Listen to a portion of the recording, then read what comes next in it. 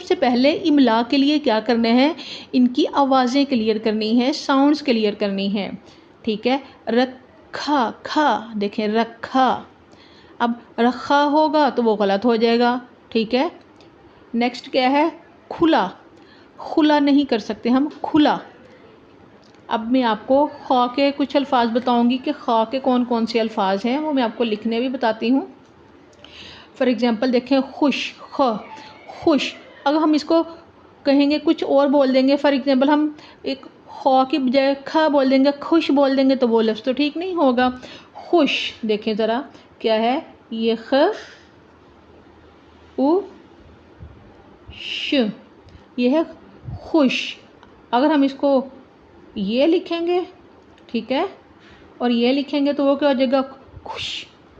ठीक है, वो खाना खाने वाला खुश हो जाएगा, और ये क्या है, खुश।